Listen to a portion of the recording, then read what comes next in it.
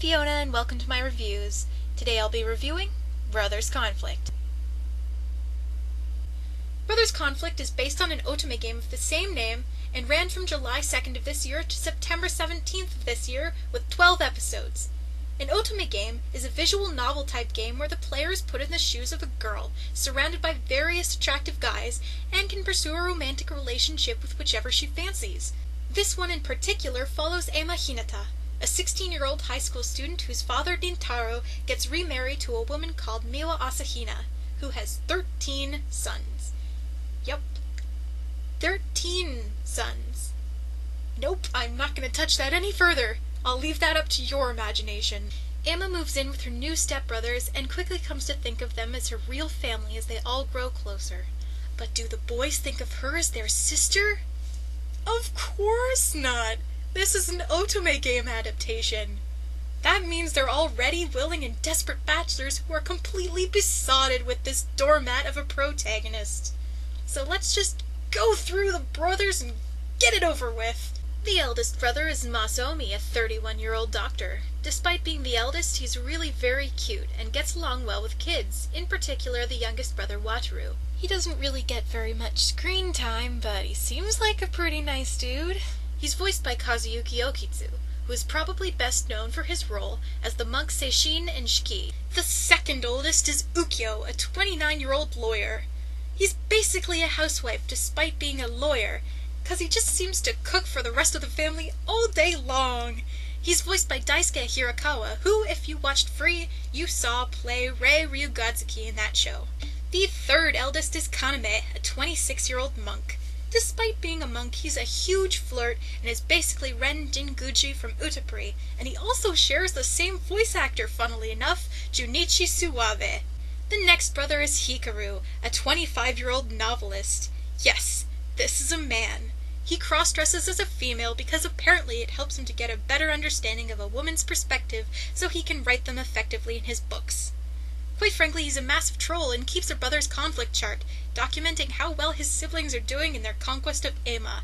He's voiced by Nobuhiko Okamoto, who you probably know best as, get ready for this, Rin Okumura in Ao no Exorcist. Quite a strange little comparison of characters there.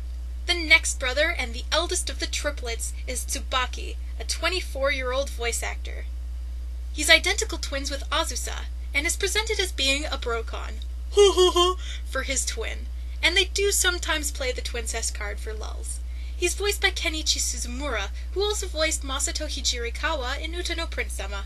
There are a lot of Utapri voice actors in the show, so as we go through the brothers, I'll just name the ones that were voiced by Utapri actors. The next brother, and Tsubaki's twin, is Azusa, who is also a voice actor. He's the calmer and gentler of the two, and again, voiced by someone who is in Utapri, Kosuke Toriumi, who played Cecil Aijima. And the third of the triplets is Natsume, a 24-year-old game developer, which is actually kinda cool. He's a bit standoffish at first, but he ends up being a pretty nice dude. More Utapri here, cause he's voiced by Tomoaki Maeno, who also portrayed Kamis. The next brother is 21-year-old Rui, who is a hairdresser. He is adopted, and can apparently speak squirrel, because he can understand it when Emma's pet, Julie, talks. He's voiced by Ken Takeuchi, who most famously played Lithuania in Hetalia. The next brother is Subaru, a 20-year-old college student. He's a basketball player and the athlete of the family. In comparison to the other brothers, he's probably the most normal-looking one. He used to be pretty close with Natsume, but now their relationship is kinda wangsty. He's voiced by Daisuke Ono, who everyone should know, since he's voiced so many iconic characters in the past, including, but not limited to, Sebastian of Kuroshitsuji, Shizuo of Durarara, and Itsuki of Haruhi Suzumiya. He also most recently played Erwin in Attack on Titan, and since we're on an Utapri role here, he was also in that as Kira Sumeragi. The next brother is Iori, an 18-year-old high school student.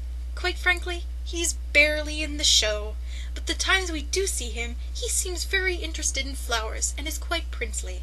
He's voiced by Daisuke Namikawa, who played Italy in Hetalia. The next brother is Yusuke, a 17-year-old high school student. He probably has the most interesting character design in the whole series, because just look at that hair. Apparently he's a delinquent, which we don't really see very much of other than the fact that he has a bit of a temper. He's actually in Emma's class at school, so when she becomes his stepsister, shit gets kinda awkward since he actually has a crush on her. He's voiced by Yoshimasa Hosoya, who played Nezumi in Number 6 and more recently Reiner in Attack on Titan. He's actually my favorite of all of the brothers. The next brother and second youngest is Futo, a 15-year-old junior high school student / idol. He presents as being really nice and lovely on TV, but in reality he's kind of a shit. He's played by Ken, who this season is playing Akihito in Kyokai no Kanata. He also most famously played Dino in Katekyo Hitman Reborn. And our last brother is the 10-year-old elementary school student Wataru. He's essentially the mandatory Shota. There's not much else to his character. He's voiced by Yuki Kaji, who tends to always play the Shota characters in otome games, but you probably most recently heard him as Eren in Attack on Titan. Another important character to the show is Julie, Emma's pet squirrel and self-proclaimed defender. Emma and later Rui are the only ones who can understand him when he speaks, which should make sense considering he's a squirrel. Later on, in a dream that Emma has to herself, he appears as a Bishonen. He's voiced by Hiroshi Kamiya, who, like Daisuke Ono, has been in tons of things, including Durarara as Izaya, Natsume Yujincho as Natsume, Bakemonogatari as Araragi, and most recently, Attack on Titan as Levi. So yeah, as much as this list is Utapri-filled, it's also full of Attack on Titan. Can you imagine Levi dressed as a squirrel? That's a mental image that I just gave you. Enjoy it. As far as the plot goes, there's not really one at all. The episodes just follow Emma's everyday life and chronicle her interactions with each of the brothers. Although when I say each of the brothers, I only mean about 6. The rest of them get pretty severely shafted, especially Iori, Masaomi, Ukyo, and Wataru. So, sorry if those are any of your favorites. Character-wise, they're all pretty flat. Each of them simply embodies a character type. Kaname's the flirt, Hikaru's the trap, Yusuke's the roughneck tsundere, Futo's the little devil, Wataru's the shota, etc., etc., etc. Emma herself is your typical otome game protagonist, a cute doormat that the assumedly female viewer is supposed to self-insert into. The only interesting thing about her is that she likes first-person shooter zombie apocalypse games, which I suppose is somewhat atypical. But in a ranking of otome game adaptation heroines, she's the second worst I've ever seen, only slightly above the Chicken Amnesia. What I liked least about the show was that Emma makes it pretty clear throughout that she just wants to be family with all of her new brothers, and isn't interested in pursuing a romantic relationship with any of them. This is of course an otome game adaptation, so the studio couldn't really have her pick one brother, and risk pissing off the players of the game who preferred another.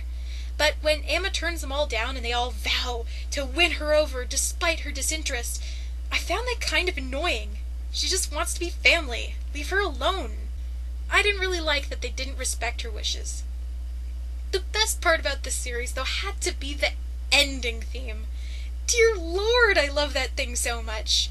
Why do otome game adaptations always get such great music? So, is this series good? Well, it's good in the same way celebrity gossip magazines and cheesy pop music are good. Not really.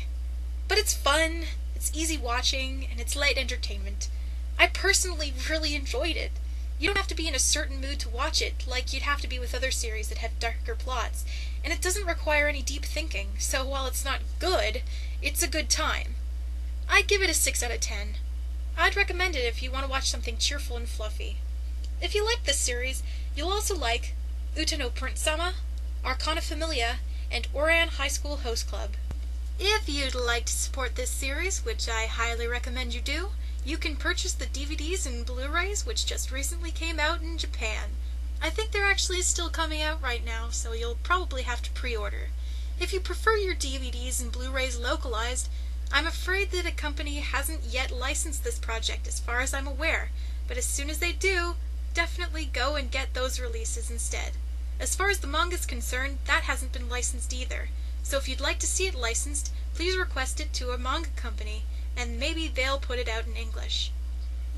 Thanks very much for watching, and I hope you'll stay tuned and see me again next time for another review. Later!